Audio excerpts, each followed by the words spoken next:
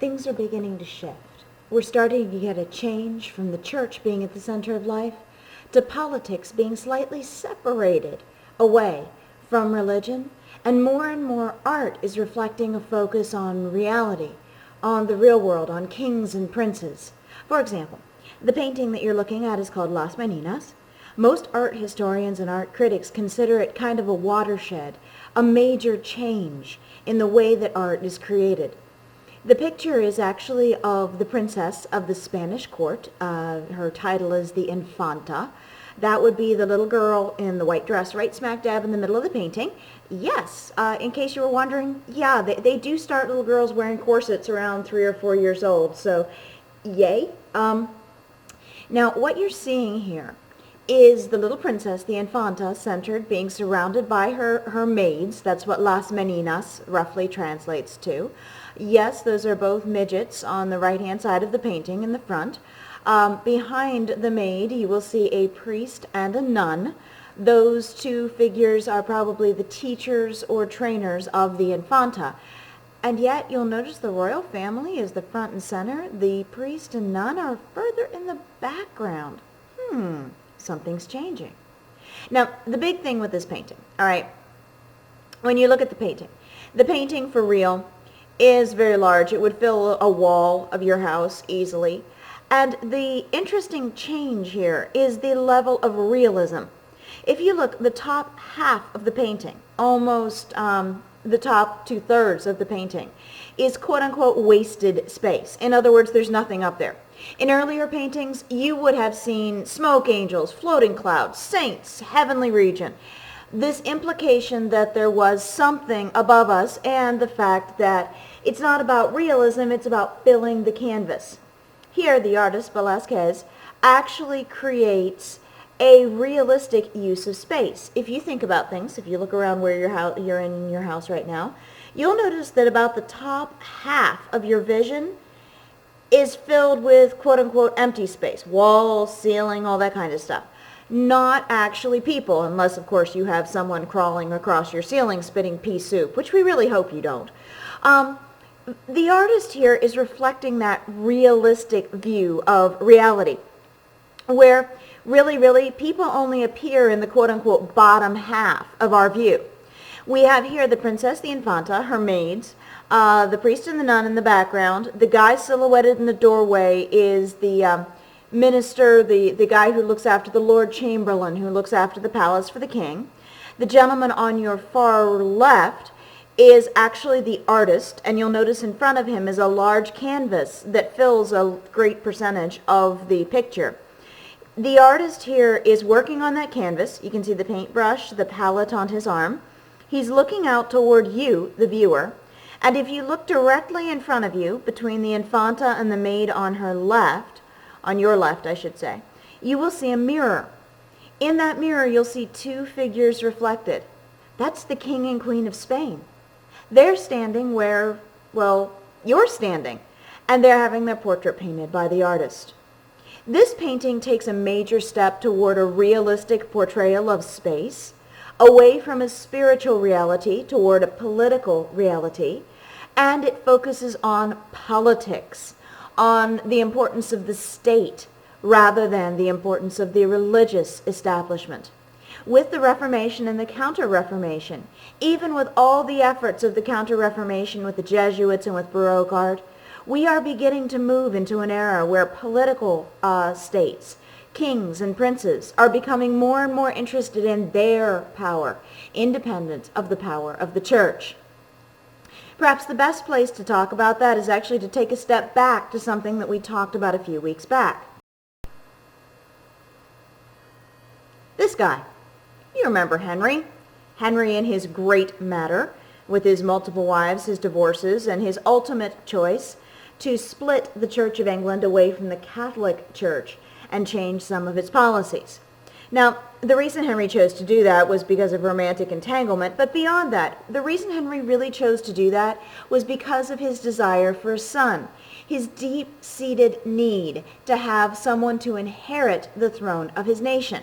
So it's not just about Henry's love life, it's also about Henry's feeling of a need to pass on his kingdom to someone, which actually, in all honesty, goes back to the idea of the chain of being, and that idea that the king is more important than his people, he's higher on the chain of being, and that it is the king's duty to pass on his kingdom to a son, representing God's blessing over his country. Now, of course, Henry's massive problems with his wives and his split of the church puts England on the road to nationalism. England does not report to the Pope after Henry's split, and therefore England has much more of an individual identity. Our country does not pay taxes. Our country controls its land. Henry takes all that land away from the monasteries, causing all kinds of problems. Now, after Henry's death, his son rules briefly, but his son dies around the age of 14 from tuberculosis. And then we have a wrangle over succession. Who gets to take control? Initially, Henry's eldest daughter, Mary Tudor, whom we know as Bloody Mary, no, that has nothing to do with the urban legend about the mirror. That's a totally different thing. Mary Tudor takes over. Now, Mary Tudor was the daughter of Henry's first wife, Catherine, Princess of Spain, adamant and passionate Catholic. Catherine makes sure her daughter, Mary, is raised as passionately a Catholic as her mother. When Mary becomes Queen of England, Mary immediately begins trying to restore the Catholic faith in England, restoring the power of the papacy, overturning the Act of Supremacy, and restoring the church's power. Because of that, Mary outlaws Protestantism and gets her nickname Bloody Mary, because she has over 300 people burned at the stake and or beheaded for heresy, for being Protestants.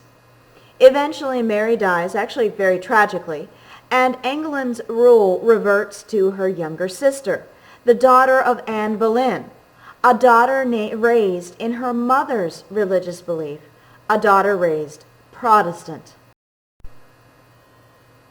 Mary's little sister Elizabeth comes to the throne, and Elizabeth immediately returns the power of the Church of England.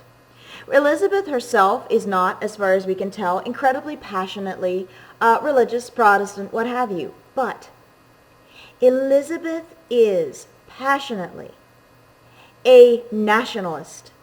She believes in the power and glory of England, and she wants that independence. She wants that national authority for England that Catholicism and loyalty to the Pope would not give to her. So Elizabeth immediately takes England back to the Church of England model, where the king is the authority politically and the Bishop of Canterbury is the authority religiously. Two separate systems of power, one social, one religious.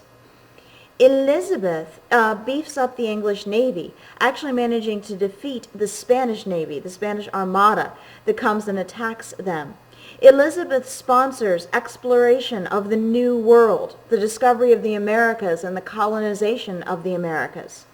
Elizabeth sponsors writers and artists who are distinctly English, like a fellow named William Shakespeare. And Elizabeth does everything she can to promote the power of the throne, the power of the king, or in her case, the queen. That idea of the king becoming more and more independently powerful is very, very important for you to understand in order to understand what happens next. That power of the king rises partially from the chain of being or the hierarchy of being. I know, I keep going back to that, but it's really important for understanding the way these people think. Remember, on the chain of being, man is above animals, but man is broken down into categories, just like animals are broken down into types of animals, and everyone has its role on the chain of being. Remember, people of other cultures are at the bottom of the human range, just a step above animals. Above those people of other cultures are women, and then above women are men. Above men is the queen of a country, and then above the queen, just below the angels, is the role of the king. This view of kings and queens as having more than human power is very important. It's very weird. It's strange for us. And yet it's something that you have to understand in order to understand the attitude of the kings during this time period. These kings believe in their power. They believe that they are actually blessed by God. They are treated on a higher level than normal people. We look at that and say that's silly, but let me tell you, these kings are taught that from the time that they are born. They grow up in a world where they are treated as more than human, where they are treated as if they are special, where they are constantly, if you want to call it brainwashed, immersed, pressured into this idea that they're special, they're more than human, and they must continue that line of kingship. For example, one of the most powerful royal families in this time are what we call the Habsburgs. The Habsburg family is the longest ruling family in Western history. And of course, you guys know, because you've all seen Disney movies, that when a prince gets ready to marry, he has only one choice of who he's going to marry. He's going to marry a princess. Duh. These Habsburgs, this royal family, the sons must always marry a princess. Now, what's wrong with that? Nothing. Princesses are awesome. Well, yeah, but the problem is, over about 500 years, there are only 4 or 5 royal families available in all of Europe.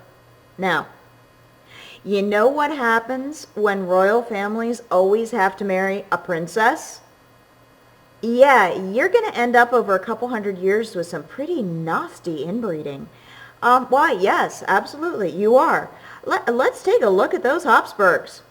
Yeah, the Habsburg royal family actually develops a serious physical deformity known as the Habsburg chin. It is one of the world's most disgusting underbites. For the record, that guy you're seeing at the lower right-hand corner with the awesome multi-layered cravat, that bow tie, that is the same dude in his youth who looks like that guy in the little circle down there at your lower left as he ages. That chin gets worse as they grow older. In fact, there are several instances of Habsburgs actually having problems eating as they get older because that underbite, the Habsburg chin, becomes so debilitating, so extreme that they can't do that. All right, so you guys are going, oh my gosh, that's really disturbing. Who let these guys be king? It's part of the chain of being. People believe, they really believe, honest, they really do. They believe that before a baby is born, God looks at that baby's soul and says, this one is meant to be king. And that baby is born as a prince. So there's never any challenge to why is that guy king? Because the answer is obvious. That guy is king because God wants him to be king. Shut up, don't ask questions, respect the authority of God, respect the chain of being. They believe that there's actually this tie between a king and his people. If a king does well, his people do well. If a king is morally wrong, if a king commits a sin, his people and his country are going to suffer for that sin. They believe that when a son is born to the king, it is something worth throwing a nationwide party because that son isn't just a cute baby. That son, seriously, represents the blessing of God on their nation.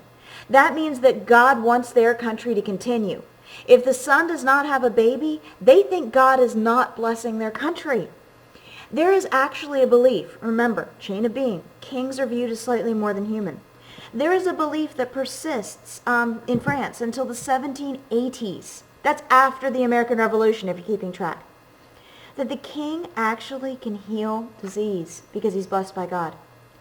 Kings in France until the 1780s actually go out one day a month and stand on the steps of a cathedral and touch sick people. People come to them and ask the king to touch them, to bless them, because they really believe that the king is blessed with so much power of God that the king can heal disease. No, I'm not kidding. These kings are treated as if they are special, something beyond human. And not only do the kings view themselves that way, but the people view them that way. And the people are willing to support unbelievable luxury for their rulers because they really believe that those kings are God's gift to them. Let me introduce you to one of these guys to show you what I'm talking about. let me introduce you to the King of France, Louis XIV.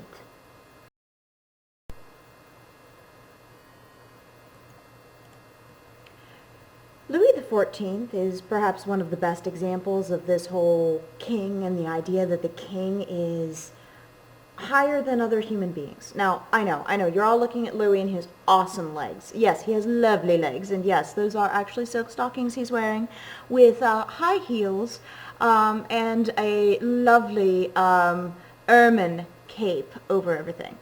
Now, beyond Louis's fashion, Louis here is having himself portrayed as the ultimate power of his country.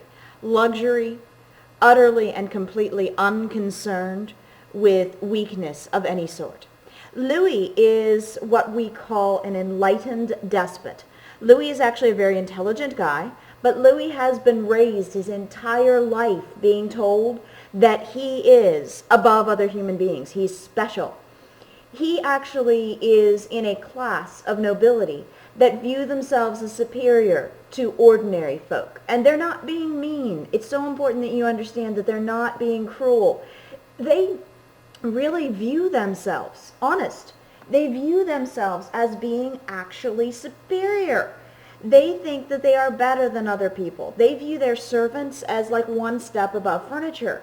And they've been raised this way. For kings like Louis in this time period, I mean, from the time that they were in their cradle, when they woke up in the morning, they had at least 3 to 5 people standing by their bedside waiting for them to wake up with a drink, some food, their daily schedule, clothes for them to put on. I mean, they are never alone simply because they're too important. They need servants with them constantly.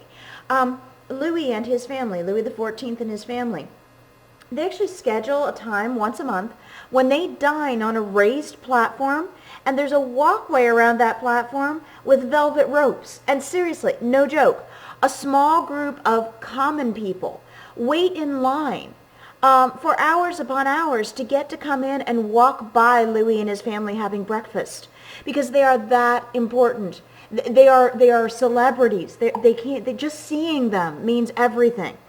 Now, Louis, of course, has grown up in this environment, and he completely believes it. He really sees himself as God's gift to his country. In fact, he actually sees himself as the light of his country, really.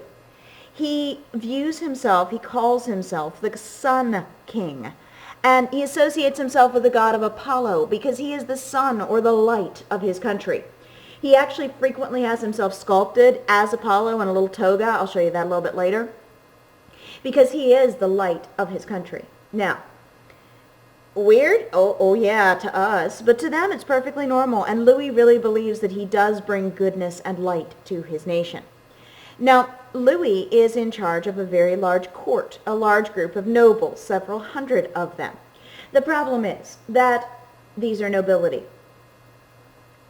They have servants to handle their estates and their day-to-day concerns. That's wonderful. They're fabulously rich. They have someone to handle their stuff for them. What do? Not a lot, actually. They spend most of their time sleeping around, having affairs, eating and partying, and spying on each other. They actually specialize in spying on each other. In fact, it has gotten so bad by the time of Louis XIV that most of these nobles actually inherited spy networks from their parents.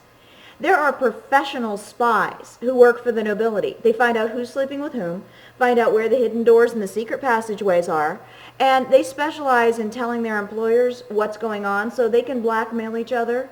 And the prize in the blackmail game is social standing. Who can get to be the most important person in court?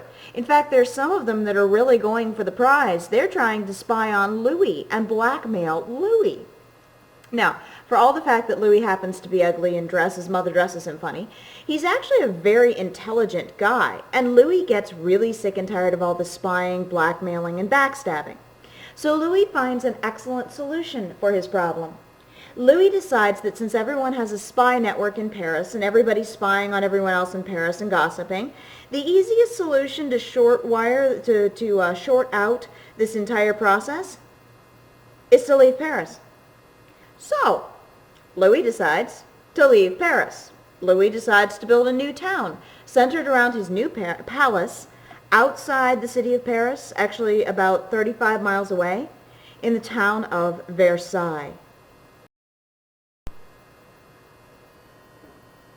Versailles is a beautifully planned town, all centered around an enormous, extremely elaborate palace. Louis's palace is centered on 19,768 acres of grounds. Now, for the record, that is not the town. That's the palace. Yeah. How does Louis get all that land? Well, he takes it. He's the king. He is the blessing of his country, the sun, the light of his country. He deserves that land, so he takes it. Part of that land is set up as gardens for Louis to enjoy parties in, and part of that land is hunting ground. It's left as woodland for Louis and his court to go hunting in. Immediately behind the huge palace of Versailles is a breathtaking span of gardens filled with statues and with beautiful fountains. Running those fountains for a single hour uses approximately 1,600,000 gallons of water. And those fountains are put into place and created not for the general populace, not for tourists, not for people to come to see, but for Louis and his court to have a beautiful environment to walk through and to have their parties. They spend their times entertaining themselves. For example, if you look straight ahead in that picture, you'll see a rectangle lake down there. That rectangle is obviously an artificially constructed lake. Lakes do not come in rectangles normally. That lake is used for a variety of purposes. Most notably, it's used for miniature ship combat. Yes, Louis and his court will sit on the edge of that lake. They'll set up a dinner party out there, and they build miniature little sailing ships with miniature cannons. And then the servants go out on those miniature sailing ships and fight battles trying to blow each other up. People, the nobles, the court, takes bets on which side will win, which side will get blown up. It's really quite entertaining. And of course, from their point of view, if a servant gets blown up, that's okay. He's replaceable. They're of a lower class than the nobility anyway, so they're not really as important. Now, is that terrible by our standards? Why, yes, it is. But this is the mental world they live in. This garden is adjacent to the actual Palace of Versailles, which is intended to house Louis and his entire court. The palace itself is absolutely huge. It is filled with every possible luxury of the time. It is designed to be gorgeous, impressive, and to house all of these nobles as well as the royal family in comfort and luxury, and to eliminate all that backbiting and spying and to keep them occupied. Now, this is just simply mind-bending to us because, of course, all of this is constructed out of tax dollars. And we think, oh my gosh, they're spending that kind of money on a luxurious house for the king and 300 of his nobilities? Well, yes, they are. And people are actually okay with that because they view the king's happiness as being immediately related to the well-being of their own country.